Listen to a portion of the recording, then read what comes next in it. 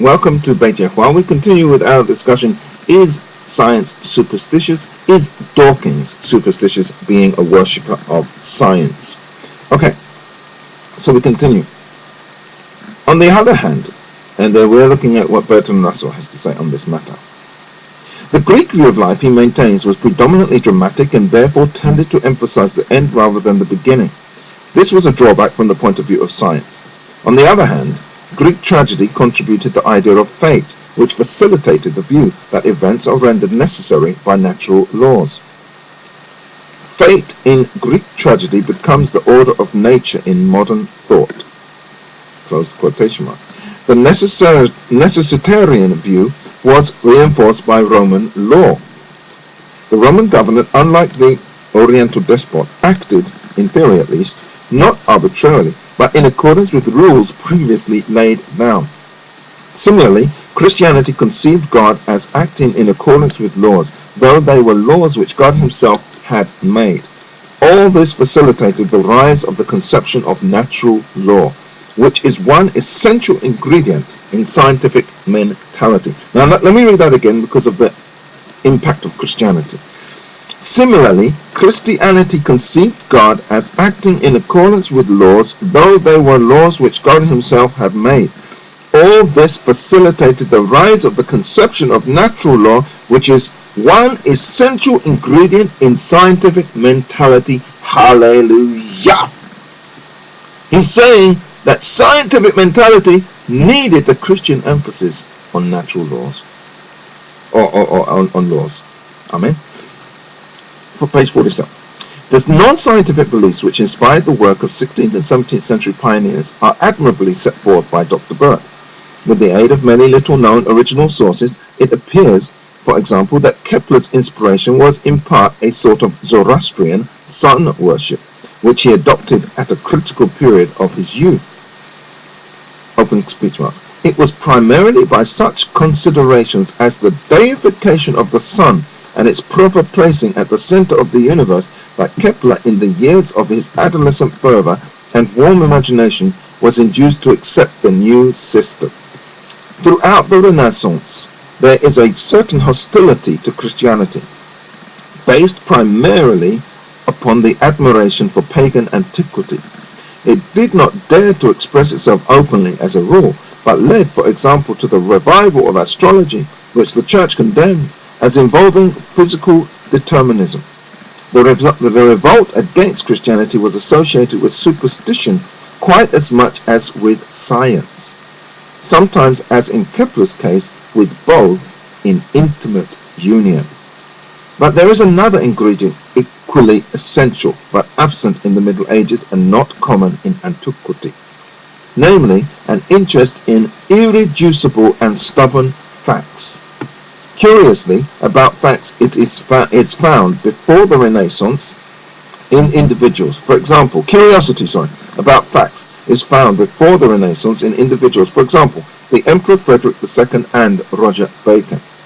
But at the Renaissance, it suddenly becomes common among intelligent people. In Montaigne, one finds it without the interest in national law. Consequently, Montaigne was not a man of science. A peculiar blend of general and particular interest is involved in the pursuit of science. The particular is studied in the hope that it may throw light upon the general. In the Middle Ages, it was thought that theoretically the particular could be deduced from general principles. In the Renaissance, these general principles fell into disrepute, and the passion for historical antiquity produced a strong interest in particular occurrences. This interest, operating upon minds trained by the Greek, Roman, and scholastic traditions, produced at last the mental atmosphere which made Kepler and Galileo possible.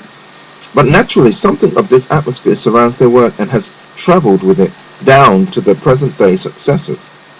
Open speech marks. Science has never shaken off its origin in the historical revolt of the later Renaissance. It has remained predominantly an anti-rationalistic movement based upon a naive faith. What reasoning it has wanted has been borrowed from mathematics, which is surviving relic of Greek rationalism. Following the deductive method, science repudiates philosophy. In other words, it has never cared to justify its faith or to explain its meaning, and has remained bluntly indifferent to its refutation by Hume. I hope that you really got that. I want to read it again, but I'm going to let you go and continue. Can science survive when we separate it from the superstitions which nourished its infancy? The indifference of science to philosophy has been due, of course, to its amazing success. It has increased the sense of human power, and has therefore been on the whole agreeable in spite of its occasional conflicts with theological orthodoxy. That's what you guys did in your It's a Miracle. You pointed to scientific success and promotion and going into space in trying to contrast with the believers and the little miracles. But Yahweh controls both, hallelujah. Understand this. We continue. But in quite recent times, science has been driven by its own problems to take an interest in philosophy. This is especially true of the theory of relativity, with its merging of space and time into the single space-time order of events. But it is true also of the theory of quanta, with its apparent need of discontinuous motion. Also another sphere, physiology and biochemistry, are making inroads on psychology which threaten philosophy in a vital spot. Dr. Watson's behaviorism is the spearhead of this attack, which, while it involves the opposite of respect for philosophic tradition, nevertheless necessarily rests upon a new philosophy of its own. For such reasons, science and philosophy can no longer preserve an armed neutrality, but must be either friends or foes. They cannot be friends unless science can pass the examination which philosophy must set as to its premises. And Dawkins does not pass the examination. He blends the whole thing and mixes it all up and doesn't understand simple words like faith. If they cannot be friends, they can only destroy each other. It is no longer possible that either alone can remain master of the field. Dr. Whitehead offers two things with a view to the philosophical justification of science. On the one hand, he presents certain new concepts by means of which the physics of relativity and quanta can be built up in a way which is more satisfying intellectually than any that results from piecemeal amendments to the old conception of solid matter. This part of his work, though not yet developed with the fullness that we may hope to see, lies within science as broadly conceived, and is capable of justification by the usual methods which lead us to prefer one theoretical interpretation of a set of facts to another. It is technically difficult, and I shall say no more about it.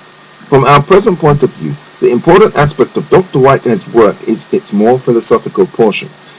He not only offers us a better science, but a philosophy which is to make that science rational, in a sense in which traditional science has not been rational since the time of Hume. This philosophy is, in the main, very similar to that of Bergson.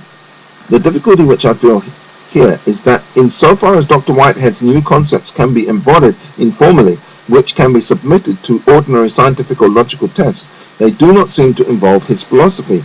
His philosophy, therefore, must be accepted in its intrinsic merits. We must not accept it merely on the ground that, if true, it justifies science. For the question at issue is whether science can be justified. We must examine directly whether it seems to us to be true in fact, and here we find ourselves beset with all the old perplexities. I will take only one point, but it is a crucial one. Bergson, as everyone knows, regards the past as surviving in memory, and also holds that nothing is ever really forgotten. On these points, it would seem that Dr. Whitehead agrees with him. Now, this is all very well as a poetic way of speaking, but it cannot, and I should have thought, be accepted as a scientifically accurate way of stating the facts.